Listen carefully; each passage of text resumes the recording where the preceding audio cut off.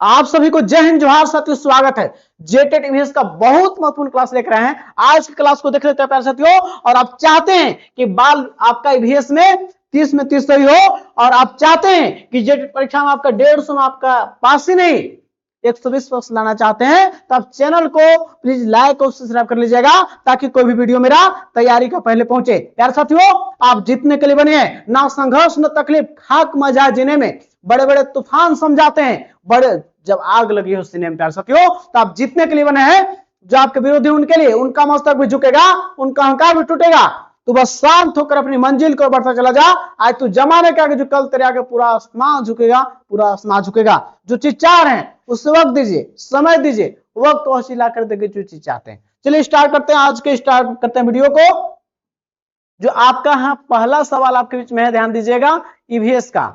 यहां पे वही जो हम बताया आपको, और यहां पे चीजें, पहला सवाल आपके बीच में है जो आपके बीच में, यहां ध्यान दीजिएगा।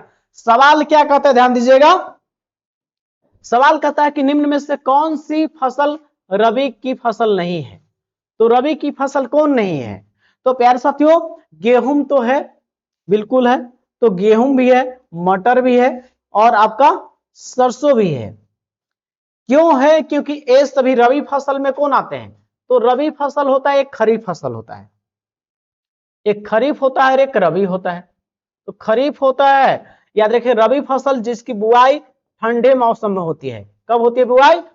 जाड़े के मौसम में, यानी कि अक्टूबर नवंबर में बुआई होगा। बुआई कब होगा? अक्टूबर नवंबर में। और कटाई कब होती है?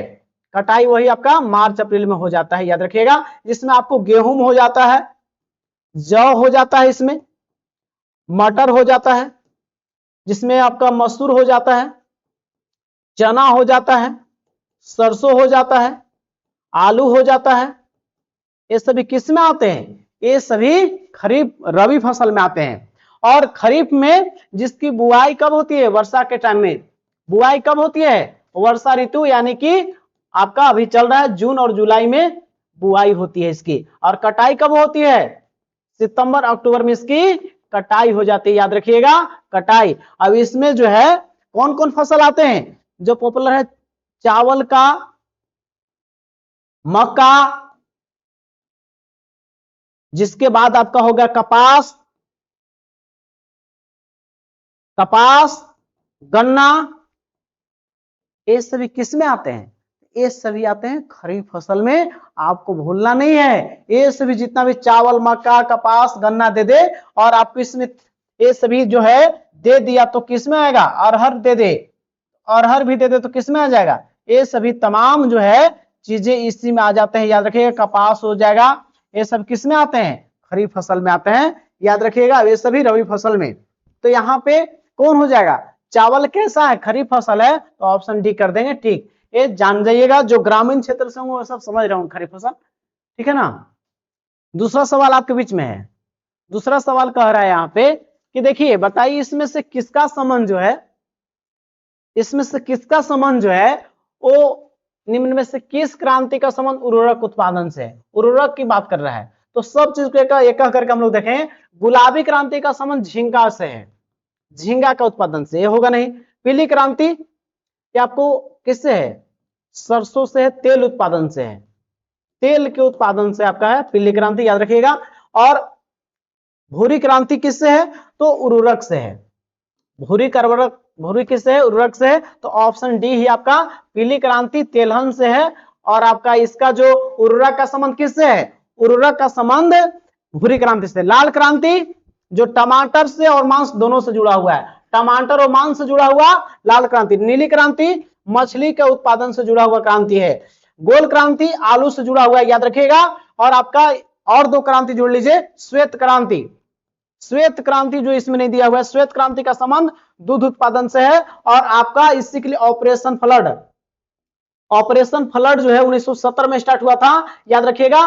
और याद रखिएगा, भारत में श्वेत क्रांति के जनक, श्वेत क्रांति के जनक पूछेगा तो कौन आ जाएगा? वर्गीज कुरियन। वर्गीज कुरियन श्वेत क्रांति के जनक। एक हरित क्रांति है, हरित क्रांति की शुरुआत 1966 में, और इसके विश्व में जनक है नॉर्मन बोरलॉग। और भारत में हरित क्रांति के जनक जिनका नाम है एम एस स्वामीनाथन। और हरित क्रांति शब्द कौन दिया वो कमेंट कीजिएगा, आप लोग जानेंगे कि आप लोग सीरियसली वीडियो को देखते हैं। प्यारे साथियों, हरित क्रांति का संबंध खाद्यान्न उत्पादन से है और हरित क्रांति का संबंध खाद्यान्न से है और खाद्यान्न में खासकर गेहूं से जुड़ा हुआ ज्यादा है। और इसकी शुरुआत आप जान जाइए 1966 में, और इसकी चेकिंग तो 1960 में किया गया था, लेकिन शुरुआत 66 में। और भारत में एमएस स्वामीनाथन जी और विश्व में नॉर्मन बोरलॉग। लेकिन आप सवाल का जवाब दीजिएगा कि हरित क्रांति शब्द कौन वैज्ञानिक दिया है। चलिए अगले सवाल की ओर बढ़ते हैं। प्यारे साथियों, सवाल अगला आपके बीच में, सफेद सोना, बोला कि सफेद सोना किसे कहते हैं। अब यहां पे सवाल है कि सफेद सोना किसे कहते हैं। तो सफेद सोना कपास को बोलेंगे, और बांस क्या बोलते हैं, हरा सोना क्या है, हरा सोना बोलते हैं कपको बांस को, और जूट को गोल्डन फाइबर, गोल्डन फाइबर बोलेगा। बोले कि सुनहरा रेशा किसको बोलते हैं, तो सुनहरा रेशा किसको बोलते हैं, आप टिक कर दीजिएगा जूट को, सुनहरा रेशा जूट, और हरा सोना बांस, कपास क्या है, सफेद सोना। ठीक है, तो चलिए तीसरा का तो आपका आंसर कौन हो जाएगा, फर्स्ट हो जाएगा, ऑप्शन ए टिक कर देंगे, याद रखिएगा। चलिए अगले सवाल की ओर बढ़ते हैं। 4 नंबर आपके सवाल आपके बीच में। चलिए तो यहां पे सवाल है प्यारे साथियों, अब बोला है कि जैव विविधता के जनक किसे कहा जाता है। जैव विविधता बायोडाइवर्सिटी क्या होता है, जहां पे पौधे जीव जंतु में विविधता हो, पौधे जीव जंतुओं में विविधता वही होता है जैव विविधता, याद रखिएगा। विविधता बहुत सारे एक ही जगह में जीव जंतु की प्रजातियां और पौधे की प्रजातियां रहती है, उसको विविधता बोलते हैं। तो बोल रहा है कि विविधता के जनक किसको बोलते हैं। तो देखिए इसमें आपका मेंडल, फर्स्ट ऑप्शन क्या है मेंडल, तो मेंडल होगा नहीं। मेंडल क्या है, अनुवांशिकी के पिता, अनुवांशिकी के पिता कौन है आपका, ये तो हो जाएंगे Salim Ali. Bird man of India, bird man of India, bird man of India यानी पक्षी वैज्ञानिक थे ये पक्षी वैज्ञानिक, और इनको बोलते हैं बर्ड मैन ऑफ इंडिया, किसको बोलते हैं, सलीम अली जी को, याद रखिएगा। और विल्सन को ही बोलते हैं जैव विविधता का जनक, जैव विविधता का जनक किसको बोलते हैं, जैव विविधता का जनक बोल दे या पिता बोल दे तो वो कौन हो जाएंगे, विल्सन साहब हो जाएंगे। और ग्राहम रोजन, जैव विविधता शब्द बोले जाएगा कि जैव विविधता का शब्द कौन दिया है, तो जैव विविधता का शब्द जो दिया है वो जैव विविधता का शब्द दिए हैं जिनका नाम है जैव विविधता का शब्द रोजन। लेकिन आपसे पूछा है कि जैव विविधता का संकल्पना या जनक या पिता कुछ दे तो वो हो जाएगा ऑप्शन टी कर देंगे। जैसा सवाल पूछेगा वैसा टी करेंगे, और आपके अनुसार इसका आंसर जनक पूछा है तो विल्सन, और शब्द दिया पूछता बायोडाइवर्सिटी का तो उसको बोलते हैं रोजन। अब जैव विविधता है तो जैव विविधता दिवस कब मनाते हैं, जैव विविधता दिवस कब मनाते हैं, तो आपका आंसर होगा 22 मई। 22 मई को क्या मानते हैं, विश्व जैव विविधता दिवस। 22 मई को 3 वर्ड है, त्रिगुट है, 22 अप्रैल, 22 मई, ठीक है, 22 मार्च, 22 मार्च को जल दिवस, 22 अप्रैल पृथ्वी दिवस, और 22 मई को जैव विविधता दिवस अभी बता दिए। तो त्रिगुटवा वाला बहुत सारा सवाल पूछा जाता है, याद रखिएगा, याद रखिएगा। तो 3 को कौन है, त्रिगुट, 22 मार्च जल दिवस, 22 अप्रैल पृथ्वी दिवस, और 22 मई जान गए जैव विविधता दिवस। तो आपका आंसर हो जाएगा इसका ये, ठीक है। चलिए अगले सवाल की ओर। हरा सोना बांस, सफेद सोना कपास, सुनहरा रेशा जूट, अभी बता ही दिए, ये सबको जानने की कोई जरूरी नहीं है, हम बता दिए। अगला सवाल आपके बीच में, यहां पे सवाल है कि जैव निम्न में से कौन सा जैव विविधता इन सिटू स्वस्थाने का तरीका नहीं है। यानी इन सिटू होता क्या है, इन सिटू जो कि जो भी जीव जंतु होते हैं जहां पे हैं वहीं पे उनको आवास, प्राकृतिक आवास देते हैं। प्राकृतिक आवास देना वो कहलाता है इन सिटू स्वस्थाने। जैसे आपको नेशनल पार्क, नेशनल पार्क हो गया, और इसमें हो गया जैव अभयारण्य,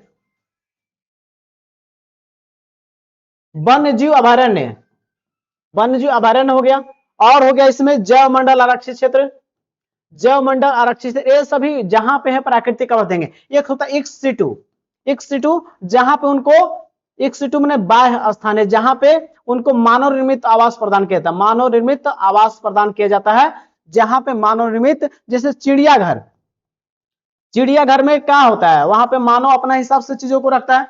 फिर आपका कौन हो जाएगा, यहीं पे हो जाएगा आपको इक्विबेरियम, इक्विबेरियम इक्विबेरियम में क्या होता है, जहां पे मछली को प्राकृतिक रूप से वहां आश्रय दिया जाता है, प्राकृतिक रूप से नहीं, मानव अपने हिसाब से चीजों को घर में रखता है, चीजों को आश्रय देता है। तो प्राकृतिक आवास, तो राष्ट्रीय उद्यान तो इन सिटू है, आपका जैव मंडल इन सिटू है, वन जीव भी। ये जू क्या है आपका, इन सिटू नहीं है, एक्स सिटू है, ये एक्स सिटू है, बाह्य स्थान है, स्व स्थान नहीं है, ये बाह्य स्थान है, याद रखिएगा, जो मानव द्वारा इसको आवास प्रदान किया था, मानव निर्मित, इसलिए आपका हो जाएगा 20 सही। अगले सवाल की ओर, 6 नंबर सवाल आपके बीच में है, ध्यान दीजिएगा। बोला कि निम्न में से किस क्रांति का संबंध श्वेत क्रांति से है, तो श्वेत क्रांति का संबंध जो होता है प्यारे साथियों दूध से है, दूध उत्पादन से, याद रखिएगा। और इससे रिलेटेड अभी तुरंत बताया कि ऑपरेशन फ्लड, ऑपरेशन फ्लड की शुरुआत 1970 में हुई थी, दूध से जुड़ा हुआ है। और एक और चीज याद रखिएगा, 26 नवंबर को दूध दिवस मनाते हैं, राष्ट्रीय दुग्ध दिवस, राष्ट्रीय दुग्ध दिवस मनाते हैं, याद रखिएगा। और आपको याद रखिएगा श्वेत क्रांति के जनक पूछा जाए क्योंकि किसको बोलते हैं, तो श्वेत क्रांति के जनक जिनको बोलते हैं वर्गीज कुरियन, याद रखिएगा, वर्गीज कुरियन श्वेत क्रांति के जनक। तो आपको हरित क्रांति तो खाद्यान्न उत्पादन से है, खाद्यान्न उत्पादन से, ये तो होगा नहीं। अब हरित क्रांति की शुरुआत याद रखिएगा 1966-67 में, याद रखिएगा। हरित क्रांति के जनक पूछेगा इंडिया में, तो इंडिया में MS Swaminathan, MS Swaminathan India में। अब पूछेगा विश्व में जनक श्वेत क्रांति कौन है, श्वेत हरित क्रांति के विश्व में कौन जनक है, बोरलॉग साहब, नॉर्मन बोरलॉग, जिसके जनक कहां पे हैं, आपका विश्व स्तर पे जनक नॉर्मन बोरलॉग है, हरित क्रांति 1967 में। और खास खाद्यान्न में गेहूं से जुड़ा हुआ ज्यादा है, याद रखिएगा, याद रखिएगा। श्वेत क्रांति आपको पता ही है, दूध से जुड़ा हुआ है, यहां पे हो गया। अमृत क्रांति नदी जोड़ो परियोजना, नदी जोड़ो परियोजना जिससे जुड़ा हुआ किससे है, ये आपको अमृत क्रांति से हो गया। तो आपका इसका आंसर कौन हो जाएगा, सी टी कर देंगे, याद रखिएगा। चलिए अगले सवाल की ओर बढ़ते हैं, अगले सवाल की ओर। चलिए 7 नंबर सवाल आपके बीच में बोलता है, बोला है कि भारत में कितने तप्त स्थल, हॉट स्पॉट, जहां पे जैव विविधता ज्यादा मात्रा में पाता है, जैव विविधता सर्वाधिक मिलता है, याद रखिएगा। तो जैव विविधता जहां सर्वाधिक मिलता है, तो भारत में कितने स्थल हैं, वैसे 4 स्थल हैं, याद रखिएगा। भारत में कितने हैं हॉट स्पॉट, 4 हैं, जैसे पश्चिमी घाट हो गया एक, और दूसरा हो गया पूर्वी हिमालय हो गया, फिर आपको हो गया तीसरा सुंडालैंड, और सुंडालैंड का विस्तार इंडिया से होते हुए इंडोनेशिया तक चला गया है। फिर चौथा जो है इंडो बर्मा क्षेत्र जो भारत से म्यांमार की सीमा तक, यही 4 गो भारत का हॉटस्पॉट जगह है, याद रखिएगा। और पूरे विश्व में हॉटस्पॉट कितने हैं, विश्व में हॉटस्पॉट जगह कितने हैं, तो कुल 36 है, याद रखिएगा। तो आपसे पूछा भारत में कितने तप्त स्थल है हॉटस्पॉट, तो हो जाएगा 4 का आंसर हो जाएगा 4। और कौन कौन है, तो पश्चिमी घाट, पूर्वी हिमालय, सुंडालैंड और इंडो बर्मा क्षेत्र, आपको दिमाग में छाप लेना है, और आएगा तो यहीं से सवाल आएगा। यहाँ पे सवाल 8 नंबर है प्यारे साथियों, क्या कहता है ध्यान दीजिएगा। 8 नंबर सवाल आपके बीच में बोल रहा है कि असत्य को पहचानिए, एकरा में गलत कौन है, तो चिपको आंदोलन चमोली उत्तराखंड में 1973 में सही बात है, ये इसको कौन किए थे, तो सुंदरलाल बहुगुणा जी जुड़े हुए हैं, और इसमें चंडी प्रसाद भी इसमें जुड़े हुए हैं। और अपिको आंदोलन, जो अपिको आंदोलन गुजरात में, यही बात गलत, अपिको आंदोलन कर्नाटक में हुआ था, कर्नाटक में। और अपिको आंदोलन शुरू कौन किया था, पांडुरंग हेगड़े के माध्यम से शुरू हुआ था, पांडुरंग हेगड़े के नेतृत्व में आपको अपिको आंदोलन गुजरात में नहीं, ये कर्नाटक में होता है, ये बात गलत है। और नर्मदा बचाओ आंदोलन मध्य प्रदेश में, ये जो आपको किसके लिए हुआ था, ये नर्मदा बांध बचाने के लिए, मेधा पाटेकर इसके आगे थी, मेधा पाटेकर, याद रखिएगा। और शांत घाटी केरल से, बात सही है, जो सलीम अली इससे जुड़े हुए हैं। तो आपको ये तो कौन गलत दिया है, तो गलत पूछा था, तो गलत आपका बी हो जाएगा, जो कर्नाटक में है, गुजरात में नहीं है। तो आपका हो गया। अगले सवाल कर बढ़ते हैं। चलिए 8 नंबर सवाल हो ही गया है, चलिए 9 नंबर सवाल देखते हैं। हाँ, आपको इतना ही सवाल था, ठीक है ना। चलिए, तो आप चाहते हैं पैर से तो मेरे बैच से जुड़ना, तो दिया हुआ नंबर पे आप देख रहे हैं, इससे जुड़ सकते हैं, जो आपकी तैयारी बेहतरीन होगी। और आप चाहते हैं कि जेटेट परीक्षा में पास ही नहीं, आप 120 करना चाहते हैं, तो मेरे चैनल को आप लाइक और सब्सक्राइब कर लीजिएगा, ताकि आपके पास मेरा वीडियो पहले पहुंचेगा। आप जीतने के लिए बने हैं, याद रखिएगा, आप जीतने के लिए बने हैं। प्यारे साथियों, जो आपको बोला था कि आपका सरकारी नौकरी नहीं होगा, कि आप हार जाएंगे, तो उनके लिए उनका मस्तक भी झुकेगा, उनका अहंकार भी टूटेगा। तू बस शांत होकर अपनी मंजिल को बढ़ता चला जा। आज तू जमाने के आगे झुका है, कल तेरे आगे पूरा आसमान झुकेगा, पूरा आसमान झुकेगा। ना संघर्ष ना तकलीफ, ठाक मजा है जीने में। बड़े बड़े तूफान थम जाते हैं यदि आग लगी हो सीने में। प्यारे साथियों, आप जीतने के लिए बने हैं, आपकी जीत पक्की है। जो चीज चाहते हो उस वक्त दीजिए, समय दीजिए, वक्त वसीला कर देगी। जो चीज चाहते हैं आपका सफलता तय है, आने वाला समय आपका होने वाला है। और आप चाहते हैं जेट परीक्षा में पास ही नहीं, आप 120 लाना, तो आपको जेटेड सीडीपी हो, वीएस हो, ये तमाम नोट्स मिल जाएंगे। दिए हुए नंबर पे आपके जुड़ सकते हैं, आपकी तैयारी बेहतरीन होगी। जय हिंद साथियों, मिलते हैं नेक्स्ट वीडियो में। अपना ख्याल रखें, आप जीतने के लिए बने हैं और आप सफलता आपके निश्चित है। अब आप चाहते हैं कि मेरा वीडियो पहले पहुंचे तो प्लीज चैनल को लाइक और सब्सक्राइब कर लीजिएगा, ताकि मेरा कोई भी वीडियो आपके पास पहले पहुंचे। जय हिंद साथियों, मिलते हैं नेक्स्ट वीडियो में।